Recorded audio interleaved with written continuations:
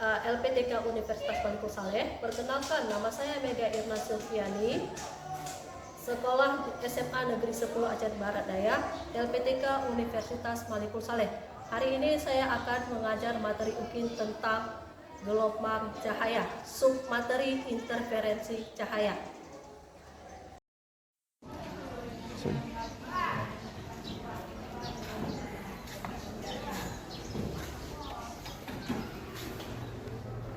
Assalamualaikum warahmatullahi wabarakatuh. Waalaikumsalam warahmatullahi wabarakatuh. Apa kabar kalian hari ini? Alhamdulillah baik. Sebelum kita mulai pembelajaran, kalau lebih baiknya kita berdoa terlebih dahulu. Berdoa dimulai.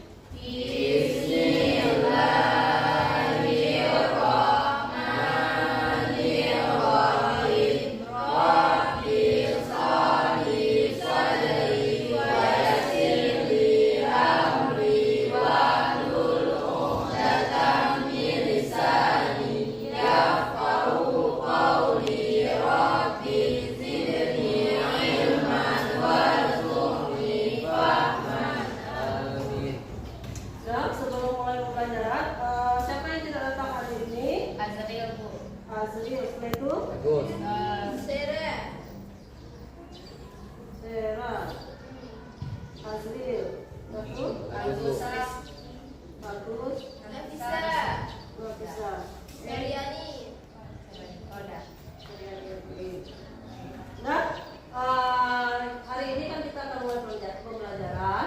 Sebelum kita mulai pembelajaran, masih ingatkah kalian tentang materi gelombang? Ibu. Masih. Apa itu gelombang? Gerak bolak-balik. Getaran. Apa itu gelombang? Gejala rambatan dari suatu getaran. Gejala rambatan dari suatu getaran. Ada beberapa macam karakteristik dari gelombang. Apa saja karakteristiknya? Mengalami refleksi. Refleksi. Setelah itu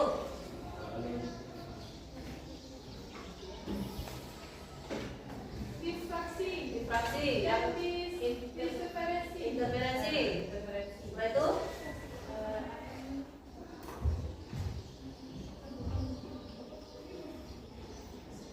difraksi, interferensi, Interferensi. difraksi, interferensi, refraksi, refleksi, dan polarisasi. Ya, kalian tahu nggak dari ciri-ciri gelombang itu ada yang akan dengan interferensi? Apa itu interferensi? Interferensi adalah perpaduan antara dua buah gelombang atau lebih. Ya, interferensi itu perpaduan antara dua buah gelombang atau lebih. Contoh dari interferensi yang kalian ketahui dalam kehidupan sehari-hari. Setelah itu, Kan misal kayak di situ sebelah di satu sisi kan ada yang melempar batu tuh, udah terbentuk gelombang. Terus di sisi lain ada juga yang melempar batu. Terus gelombangnya tuh ada dua. Kayak gimana ya? berpadu. Ya, berpadu. Tujuan pembelajarannya, setelah mempelajari materi ini, diharapkan kalian itu bisa menguraikan proses terjadinya interferensi.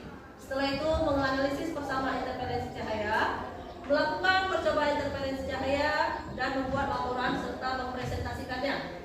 Sebelum kita masuk materi interferensi, bagaimana warna burung merak itu terbentuk? Melalui interferensi. Warna burung merak tidak disebabkan oleh pigmen pada bulu. Jika tidak dihasilkan oleh pigmen, bagaimana warna indahnya terbentuk? Dia kan terbentuknya ketika dia kembangkan sayapnya itu kan ada warnanya itu warna hijau, nampak warna biru. Kenapa bisa terbentuknya seperti itu? Ada interferensi. Pengaruh interferensi. Ya, betul. Jadi warna burung merak itu terbentuk karena dipengaruhi oleh interferensi. Struktur multi lapisan burung merak menghasilkan interferensi yang menguatkan. Jadi pada interferensi itu dia kan perpaduan. Ketika dikembangkan sayapnya akan terjadi dan kena cahaya, jadi nanti akan terbentuknya perpaduan warna-warna dari burung merak. Jadi setiap kita lihat dari sudut berbeda, warnanya juga akan nampak berbeda. Kalau misalnya dilihat dari sudut kiri, mungkin nampak warnanya itu hijau, lebih hijau. Dilihat dari sudut kanan akan nampak lebih biru. Makanya warna burung merak itu dia tergantung cahayanya. Jadi tergantung berapa banyak interferensi atau perpaduannya. Makanya dia nampaknya di sini kan ada warnanya hijau, ada nampaknya warnanya biru. Tidak nampak warna coklat-coklat.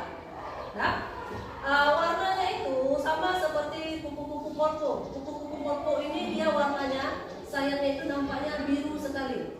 Kalau di sini tidak ada kupu-kupu morpho. Yang kedua burung kolibri juga sama seperti dengan burung merak prinsipnya. Jadi ketika burungnya itu terkena pantulan cahaya, nampak warnanya itu memantulkan yang lebih kuat, yaitu warna hijau dan warna biru. Dan interferensi ini adalah perpaduan antara dua buah gelombang cahaya yang koheren. Koheren itu berarti dia cahayanya sama. Dua gelombang dikatakan koheren jika kedua gelombang mempunyai frekuensi dan amplitudo sama serta beda fasenya itu tetap. Interferensi cahaya akan menghasilkan dua pola, yaitu pola terang dan pola gelap. Nah, jadi di sini yang pertama adalah interferensi celah ganda ion. Ion ini adalah nama orang, berarti dia celah ganda ada dua celahnya. Untuk mendapatkan dua cahaya koheren, maka sumber cahaya dilewatkan pada dua celah atau celah ganda. Cahaya setiap celah akan koheren karena berasal dari satu sumber cahaya. Tiap celah berfungsi sebagai sumber cahaya. Sumber cahaya itu harus monokromatis. Monokromatis itu berarti satu, kalau bukan hitam putih, monokrom itu dia cuma satu sumber. Kalau polikromatis berarti dia banyak sumber. Kalau monokromatis pada cahaya dia cuma satu. Jadi misalnya cahaya senter berarti cuma cahaya senter aja. Kalau dia cahaya laser berarti cuma cahaya laser aja. Hasil dari superposisi cahaya berasal dari dua celah ini dapat maksimum atau minimum. Itulah yang terbentuk dia garis terang dan garis gelap. Contohnya seperti ini. Ya, pada eksperimen Young. Nah, ini kan dia tidak terjadi interferensi karena dia karena tidak ada terbentuknya perpaduan. Sedangkan ini ketika cahaya ini masuk, dia akan terjadi interferensi, jadi berpadu antara gelombang satu dengan gelombang lainnya. Makanya dia kalau diperbesar seperti ini, menghasilkan minimum, maksimum, minimum, maksimum, minimum, maksimum. Berarti pola terang, gelap. Nanti akan nampak ketika kalian melakukan percobaan. Ini dia. Terang, gelap. Kan nampak dia ketika berpadu. Dah, ada yang kalian tanyakan dulu tentang interferensi? Silakan kalian bertanya. Kalau sudah jelas, ibu lanjutkan. Jelas? Ya, interferensi itu dia ada dua. Yang pertama destruktif dan yang kedua konstruktif. Kalau destruktif itu melemahkan, kalau konstruktif itu saling menguatkan. Berarti kalau dia maksimum, ketika terjadi interferensi akan terpadu seperti burung merak tadi. Dia nampaknya warna-warni. Sedangkan kalau dia saling melemahkan, tidak terjadi interferensi. Makanya seperti ini bentuknya, gelombangnya. Karena dia saling melemahkan, satu ke atas berarti yang ini ke bawah. Kalau ini kan sama-sama ke atas, berarti saling menguatkan. Makanya dia terjadi perpaduan gelombang. Kalau ini tidak ada terjadinya gelombang cahaya yang terjadi. Dah, ada yang kalian tanyakan? Interferensi persamaannya pada pola pita terang yang akan kalian pelajari ketika nanti percobaan adalah pola pita terang, tidak pola pita gelap. Pada pola pita terang berarti di sini ada sumber cahaya dilewati oleh dua buah celah, makanya menghasilkan polanya itu di sini terang, di sini gelap, di sini terang, gelap. Nanti akan nampak ketika percobaan. Pola pita terang D sin theta sama dengan N dikalikan lambda, ataupun persamaannya D kali Y per L sama dengan N kali lambda. D ini adalah lebar celah tunggal. Lebar celahnya ini berapa? Dia dalam nanometer. Y itu jarak antara dua pola terang. Nanti dia nampak, kalian hitung pola terangnya. Nanti kan terbentuk terang gelap. Bisa kalian hitung berapa pola jaraknya. L itu berarti jarak antara celah ini ke layar. Ini namanya L. Sedangkan N itu ordenya. Kalau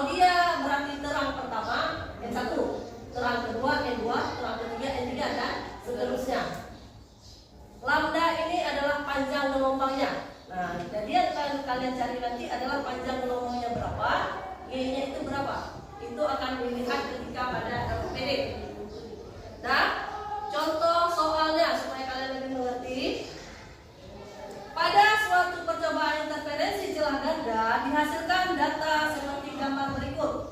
Maka nilai panjang gelombang yang digunakan adalah yang pertama dia terang pusat, terbentuk terang 1, terang 2, terang 3, dan terang 4. Jaraknya 0,08 mm, L-nya itu 1 meter, sedangkan ini Y-nya itu 2,5 cm. Di pangkat meter 2,5 kali 10 pangkat 2 meter.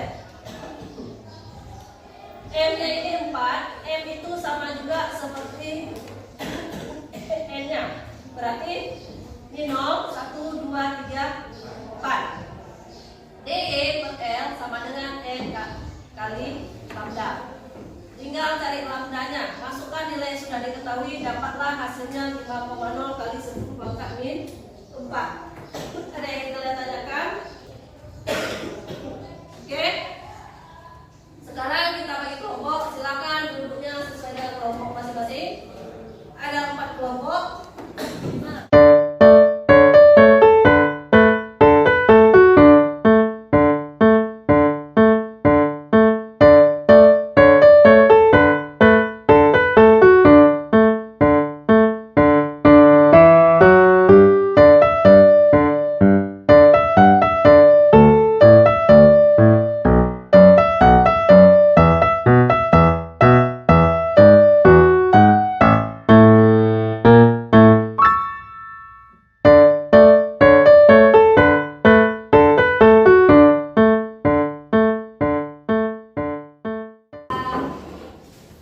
Jadi nanti kalian membagikan LKPD dengan diagram.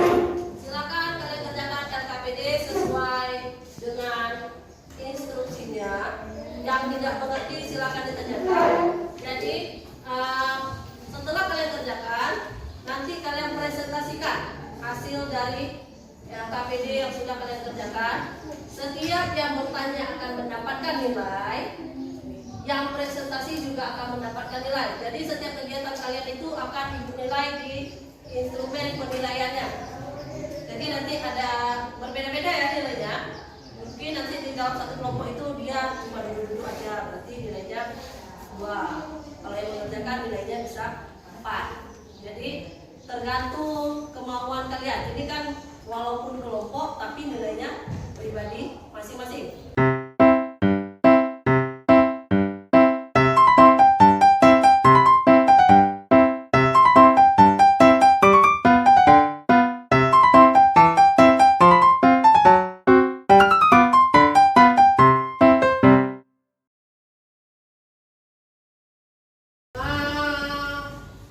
Bukannya udah tahu kalian kan? Di Chrome, buka Google Chrome dulu. Nah, buka download.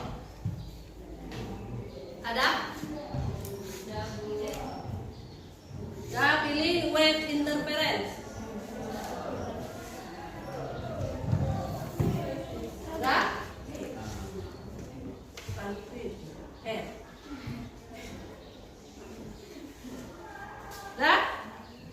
Dah pilih yang slit.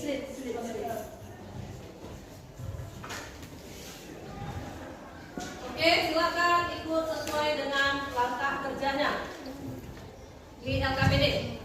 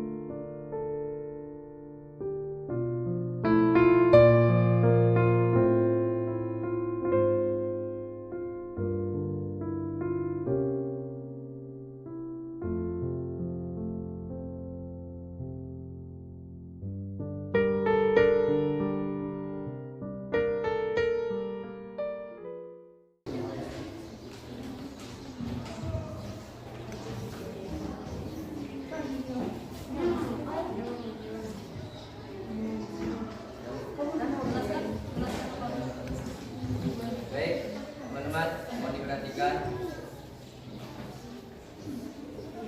Di hasil pengamatan tabel kami, merah 2000, DNM 2000, N-nya 1, hasilnya 174,7, LNM-nya 2455, lambdanya hasilnya 1445. Selanjutnya hijau, DNM-nya 2000, N-nya 1, INM-nya 1532,5, LNM 2455, hasil akhirnya 1248. Selanjutnya ungu, DNM-nya 2000, N1, INM 2298,2, LNM 2455, N lambda 1872.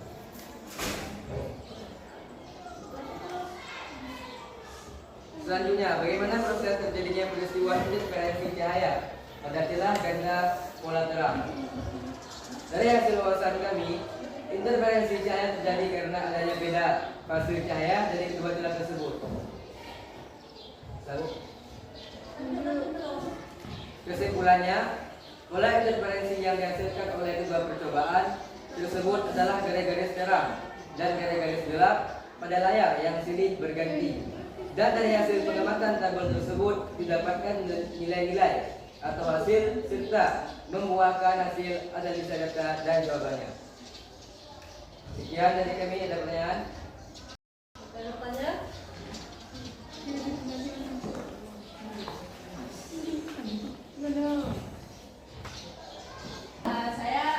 Saya berwakil Karina Hayatul, perwakilan dari kelompok Viva Lakidah, ingin bertanya kepada kelompok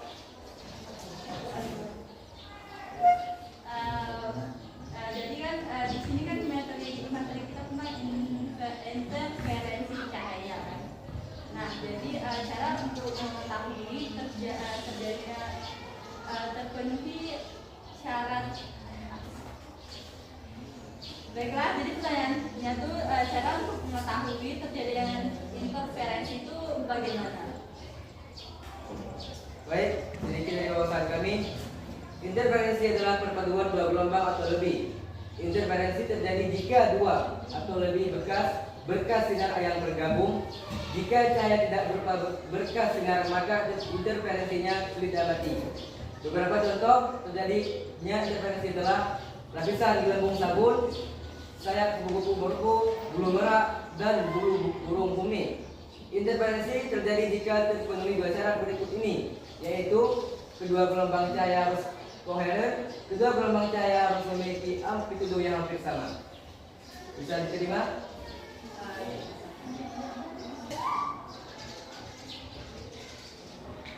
Baik, jika tidak ada pertanyaan dari kawan-kawan, kelompok kami akan mengundurkan diri. Kami akhiri. Wabillahi taufiq. Assalamualaikum warahmatullahi wabarakatuh. Waalaikumsalam warahmatullahi wabarakatuh. Siapa satu lagi kelompoknya?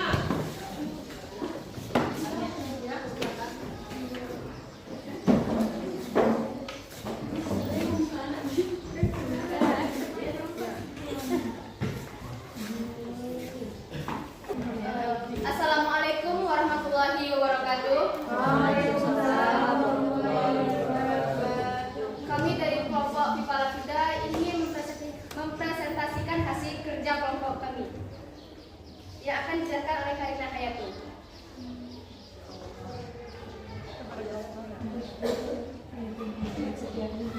Baiklah, saya Karina Hayatul dan di sini ada Farawali Jafni dan di sebelah kanan saya ada Afan dan Miraman.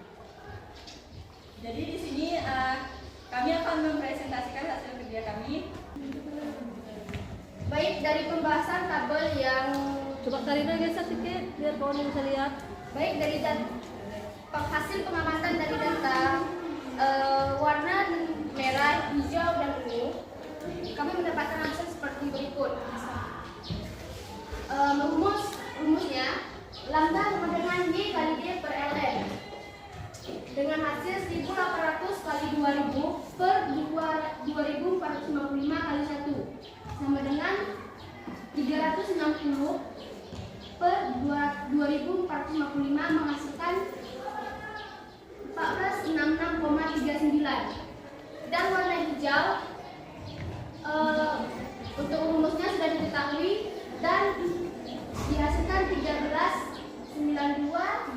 2000 per 2455 kali 1 sama dengan 2784 per 2455 dan hasilnya 1134,01. Data yang jelaskan apa yang dimaksud dengan interferensi adalah perpaduan dua gelombang atau lebih. Interferensi terjadi jika dua atau lebih berkas sinar yang bergabung. Contohnya lapisan gelembung sabun, sayap kupu-kupu morpha, bulu merak, dan bulu burung bumi. Nomor 2, bagaimana proses terjadinya peristiwa interferensi cahaya pada celah ganda pola terang. Pertama-tama adanya cahaya, lalu melewati celah ganda dan menghasilkan interferensi, lalu berubah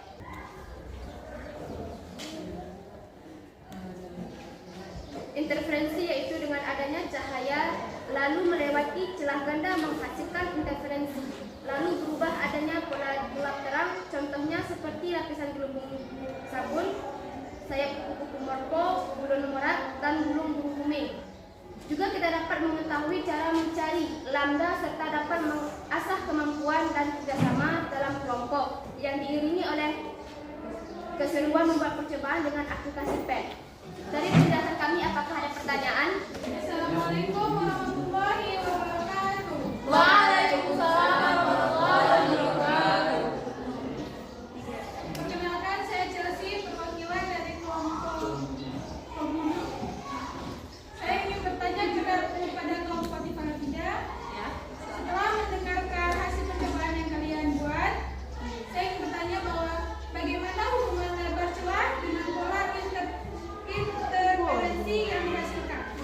Sekian, Assalamualaikum warahmatullahi wabarakatuh. Waalaikumsalam warahmatullahi wabarakatuh.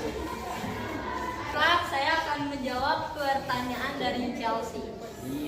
Jadi di sini itu pertanyaannya tadi bagaimana hubungan antara celah ganda dengan interferensi? Ya. Lebar celah. Oh, lebar celah. Oke. Jadi ceritanya tuh ini, semakin lebar celah yang terjadi, maksudnya semakin lebar celah yang ada, maka semakin besar pula maka semakin besar pula gelombang cahaya yang memasuki celah tersebut. Apa bisa?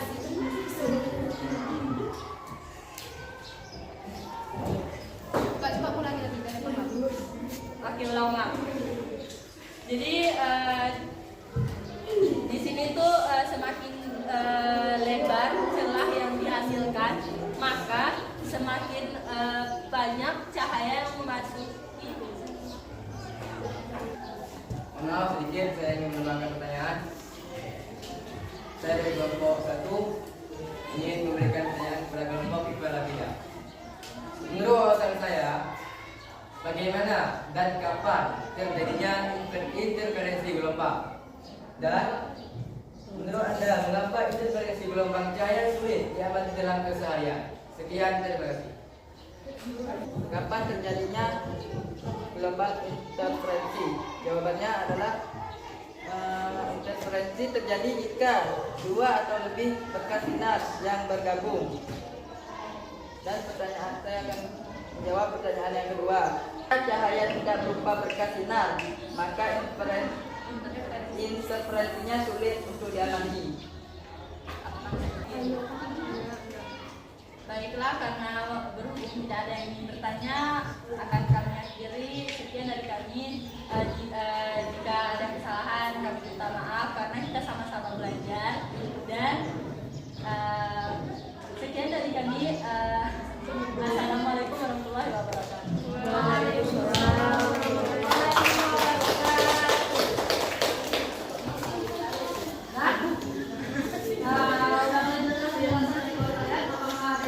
Jadi interferensi itu adalah perpaduan dua buah gelombang yang melewati sebuah celah. Dia bisa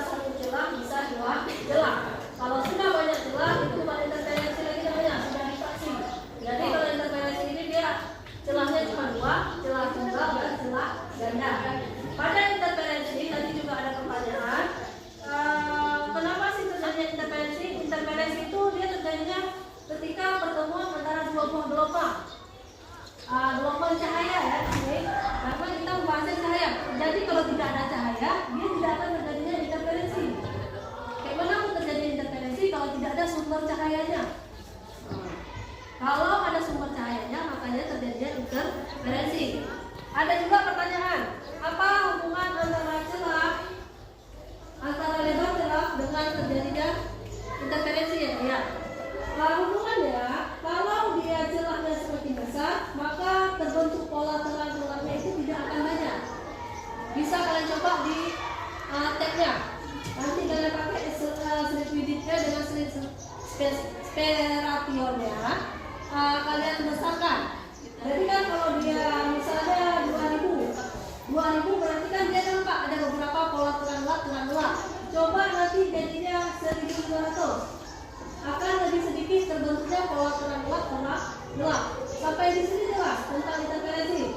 Jadi interferensi itu dia dalam kehidupan sehari-hari agak sulit diamati kalau cahayanya itu tidak terlalu terang. Kalau cahayanya itu terang, mungkin lebih mudah diamati. Yang pertama pada bulu-bulu merah. Kalau dalam kehidupan sehari-hari itu lebih sering kita lihat adalah difraksi. Interferensi itu dia celah sempit, cuma 2 celah. Kalau dia tidak celahnya ganda, dia celahnya kalau tidak ganda 2 celah, dia celahnya tunggal 1 celah. Kalau dia sudah banyak celah, bukan lagi interferensi namanya. Nah, ada yang ingin ditanyakan tentang interferensi sebelum kita masuk ke dalam post test? Ini ada post testnya. Jadi kalian jawab soal post testnya itu 5 menit waktunya. Setelah itu isi lembar refleksinya. Lembar refleksi ini berarti apa sih yang kalian dapatkan di pembelajaran hari ini? Iya.